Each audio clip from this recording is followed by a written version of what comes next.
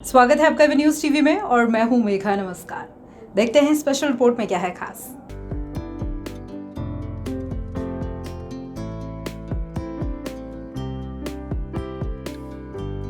कीर्तिनगर में बीते शनिवार को लॉयंस क्लब दिल्ली वेस्ट और रिटायर्ड पर्सन वेलफेयर एसोसिएशन के सहयोग से म्यूजिकल शाम का आयोजन किया गया। इस आयोजन का उद्देश्य था बुजुर्गों को खुशनुमा वातावरण देना। अब म्यूजिकल शाम थी तो कई सुरीले सिंगर्स ने इस दौरान अपने गाने से समा बांध दिया। यह आयोजन 26 नवंबर को विमल खुराना बाग कीर्तिनगर में हुआ था। इस दौरान स्पेशल गेस्ट थे भारत भूषण मदान, लॉइन विक्रम शर्मा, लाइन विशाल वढेरा, लाइन साधिका वढेरा, विपिन मल्होत्रा भी मौजूद थे। साथ ही इस म्यूजिकल कार्यक्रम में बतौर चीफ गेस्ट पहुंची थी नई दिल्ली कॉन्स्टिट्यूएंसी से member of parliament Meenakshi Lekhi. इसके अलावा मोतीनगर वार्ड नंबर 90 से बीजेपी के प्रत्याशी ऋतु मदान ने भी इस म्यूजिकल शाम में आकर बुजुर्गों का आशीर्वाद प्राप्त किया। साथ ही बुजुर्गों ने भी ऋतु मदान को भरोसा दिलाया कि आने वाले 4 दिसंबर को एमसीडी इलेक्शंस में वो उन्हें ही विजय कराएंगे।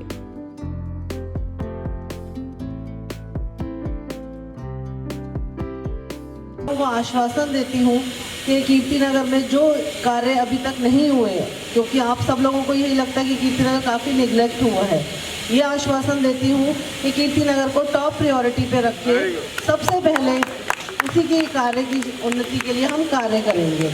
ये दिशा मेरी नहीं थी, ये कुछ नियति का ही है। मैंने ग्रेजुएशन किया मिरांडा हाउस से, एमए किया था इकोनॉमिक्स में हिमाचल यूनिवर्सिटी से। अब मैं पीएचडी का फॉर्म लेके आई थी घर पे भरने के लिए, और देखिए भगवान की क्या नियति कि कहाँ लेके आई। जो भी किया था पूरी लगन से किया था। मेरे पापा कहते हैं कि अगर आपकी नीयत साफ है तो आपको सफलता ज़रूर मिलेगी। आप सब लोग मेरे माता पिता के रूप में मैं आप लोगों को प्रणाम करती हूँ और ईमानदारी से आप लोगों के हर काम में, हर सुख दुख में खड़ी होंगी, और शपथ लेती हूँ कि यहाँ पर हफ्ते में 2 दिन तो ज़रूर आऊँगी। ये मेरा प्रॉमिस है आप लोगों से। सिर्फ वोट लेके भागने वाली नहीं हूँ, जो भी काम करूँगी ईमानदारी से करूँगी। और मैं पार्षद बनती हूँ तो आप सब लोग पार्षद हैं, आप सब लोगों के सपोर्ट से, आप लोगों के सबके समर्थन से ही मैं बन रही हूँ। तो मैं आप लोगों से यही आश्वासन देती हूँ कि पूरी ईमानदारी से आप सबका काम होगा। इस दौरान मीनाक्षी लेखी ने ऋतु मदान का समर्थन किया और कहा, 4 तारीख का दिन होगा, कमल चुनाव चिन्ह होगा। भारत माता की जय, भारत माता की जय। जय हिंद, जय भारत। मेरे सारे बड़े भाई बहन और कीर्ति क्लब में जब भी आई हूँ तो हमेशा ऐसा ही महसूस होता है कि मैं अपनों के बीच ही आई हूँ। अभी भाई साहब ने कहा स्कूटी पे आने का, तो मैंने कहा मैंने साड़ी वाड़ी पहनी हुई थी, डर के मारे स्कूटी चलाई नहीं कि कुछ गड़बड़ ना हो जाए, इसलिए नहीं चलाया। और सबने कहा भाई 4 तारीख तक आपकी ज़रूरत है, तो मैंने हंस के कहा कि 4 के बाद मरती है मर जाए, उसके पहले 4 जिता जाए। हमेशा ज़रूरत। तो मैंने कहा अभी चुनाव चल रहा है तो चुनाव के बीच में एक मिनट कीमती होता है, साथ ही कुछ काम भी लगे हुए हैं। आज सेंट्रल विस्टा के ऊपर हमारा प्रोग्राम था, 4 o'clock का उन्होंने टाइम दिया, उसको मैंने 4:30 किया। तो मैं अच्छा 5 बजे तक हरारत में पहुंच जाऊंगी, तो वो थोड़ा सा गड़बड़ चल रहा है, इसलिए मैंने माइक पहले पकड़ लिया, माफ़ी चाहती हूँ।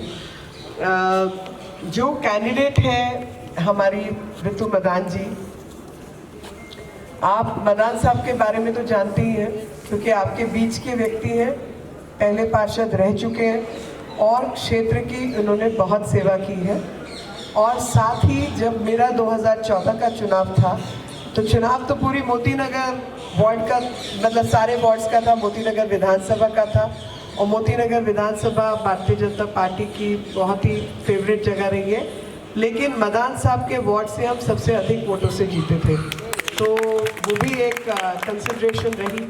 और उसके बाद जब मदान साहब ज़िला अध्यक्ष बने और फिर वहाँ पे म्यूनसिपैलिटी का चुनाव आया 2017 का, तो उस 2017 के चुनाव में हमारे पास 13 सीटें थी करोलबाग ज़िले में, जिसके अध्यक्ष मदान साहब थे।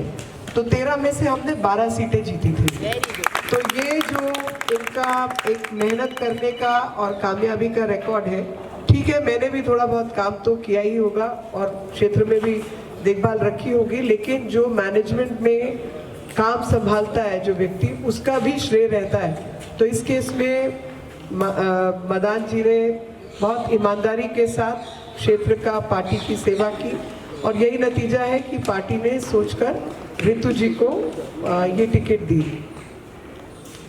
जहाँ तक आपके क्षेत्र की बाकी राजनीति का प्रश्न उठता है, तो मैं यही कहूँगी कि बहुत किस्म की राजनीति होती है। कई बार लोगों को गुमराह करने की, झूठ बोलने की, लगातार कंफ्यूजन पैदा करने की, इस तरीके की लोग राजनीति करते हैं। तो उन सब चीज़ों से आप बचें, क्योंकि पार्टी का सिर्फ और सिर्फ एक ही मकसद है और वो मकसद है सबकी सेवा करना, क्योंकि सेवा भाव से ही हम लोग यहाँ तक आए हैं और सेवा भाव की वजह से हम लोग राजनीति में उतरे हैं।